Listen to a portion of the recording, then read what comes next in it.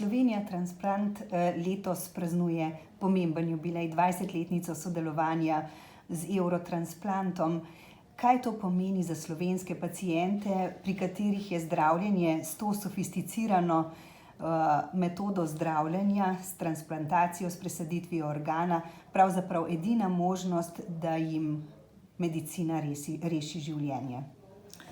Ja, res je. To je zelo pomemben mejnik, na katerega smo ponosni. 20 let delovanja mora pokazati že kar precej rezultatov in mislim, da jih imamo. In jasno, da ti rezultati so predvsem usmerjeni na slovenske bolnike. Prav zelo enostavno povzeto bi rekla, da sploh na osnovi tega sodelovanja je omogočeno zdravljenje s transplantacijo za slovenske bolnike na takšnem nivoju, kot ga imamo, oziroma na nivoju, s katerim se soočamo. Slovenija je premajhna, da bi lahko ta kompleksen sistem razvijala sama in neodvisna.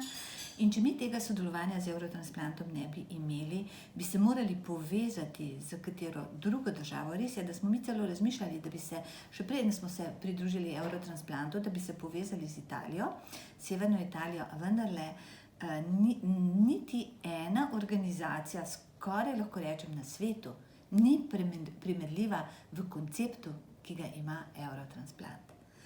Mi samo izmenjujemo organe z njimi, ampak vendarle v različnih situacijah, na osnovi različnih pravil. Ta različnost gre pa predvsem na medicinske in etične kriterije. Tukaj dostopnost je za vse enaka, to moram poudariti. Ampak upoštevani so ti kriteriji, ki so pa široki, se razvijajo, se spreminjajo na osnovi zahtev, na osnovi samega razvoja medicine, staranja, nenazadnje prebivalstva. In zaenkrat smo lahko samo veseli, da smo del te mreže, da obstaja. Je pa tudi res, da smo zelo pomembni soodločevalci, da je veliko slovenskih strokovnjakov sodeluje, smo delegati v njihovih strokovnih telesih in vodstvenih telesih in z svojimi izkušnjami marsikdaj pripomoremo k nekemu uvidu, ki ga je lažje doseči na manjšem prostoru kot v velikih državah. V tem kontekstu zagotovo velja omeniti, da Slovenija ni edina država, ki bi imela na voljo dovolj darovanih organov, da bi z njimi lahko pomagali vsem, ki so na seznamu čakajočih za presaditev organov. Prav zato je pomembno sodelovanje z Eurotransplantom, od koder dobimo, če se ne motim, približno 60% organov. Ja, z Eurotransplantom izmenjamo 60% organov, kar predvsem pomeni, da mi uporabimo za našega bolnika naš organ, vsaj številčno gledano, seveda se pa izvede ena časovna pentlja in to predvsem zaradi tega, ker za nujne bolnike mi nimamo v tistem času, ko je ta nujni bolnik v najhujši stiski, ko njegovo življenje visi na nitki, mi pogosto nimamo razpoložljivega slovenskega organa in zaradi tega nam ga takoj rekoč posodijo, ki ga kasneje vrnemo, ko ga pridobimo, oziroma za te posebne skupine, kjer tudi ne bi mogli pokrivati zahtev, predvsem tukaj gre za otroke, predvsem gre tukaj tudi za neke posebne tkivne skladnosti ali tudi hipersenzibilizacijo, ker je velika, zelo jasna zahteva, kakšen tip darovalca je primeren za določenega prejemnika. Ampak mi samo izmenjujemo in to omogoča zdravljenje, to omogoča kakovost. V bistvu pa na tem področju slovenska medicina dosega izjemen napredek. Številke so pravzaprav skoraj da neverjetne. Če pogledamo samo presaditve srca, kjer smo že 7. leto zapored najboljši na svetu. Podobno pa je tudi pri drugih organih.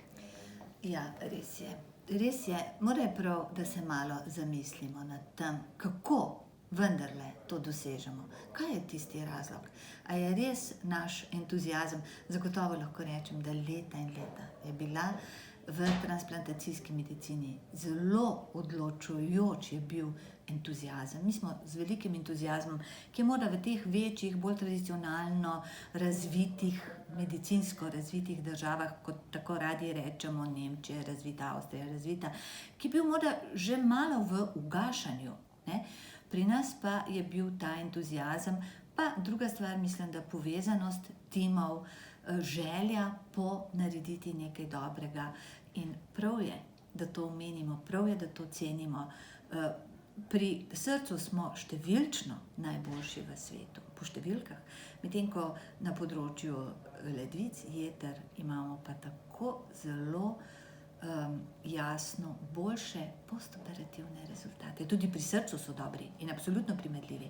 Ampak vendarle, pri ledvicah odstopamo za skoraj 20% od povprečja Eurotransplanta, ne? In tukaj je človeški faktor zelo, zelo pomemben. Po drugi strani pa, ko omenjava človeški faktor, pa me zanima, kako je danes z odzivnostjo slovenskega prebivalstva na možnost darovanja po smrti. Kakšne so številke, kaj tu govori, kaj nam te številke povedo o bodisi empatiji, bodisi še vedno prisotnem tabuju? Ja, te številke pa je treba pogledati iz več zornih kotov.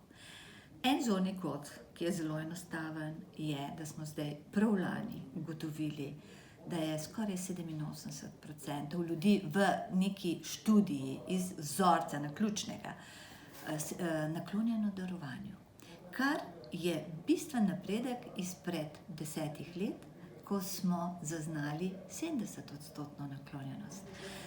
Zdaj seveda, zagotovo je tukaj velik vložek tudi glede informiranja, ustvarjanja zaupanja.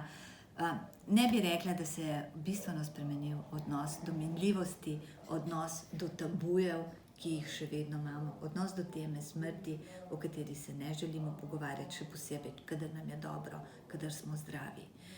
Tako da smo Slovenci odprtega srca, bi rekla, ko pa govorimo o konkretnih korakih, da se je potrebno odločiti in reči, ja, jaz sem darovalec, podpišem zdaj, ali izjavo podpišem, ali z elektronskim podpisom podpišem svojo opredelitev. Takrat smo pa skromni. 0,5% Slovencev se je do zdaj opredelilo na ta način. Res je, da elektronska opredelitev je na razpolago komaj leto in še nekaj. Je pa seveda ugodna, varna, tako da smo vendarle pričakovali več. Moram pa povedati, v tem segmentu, torej v sklopu tega pogovora, še tretji vidik, ki je pa tudi, kako ravnamo s svojci takrat, kadar obstaja možnost darovanja. To se pravi, je oblika smrti takšna, ki omogoča izpeljavo teh postopkov.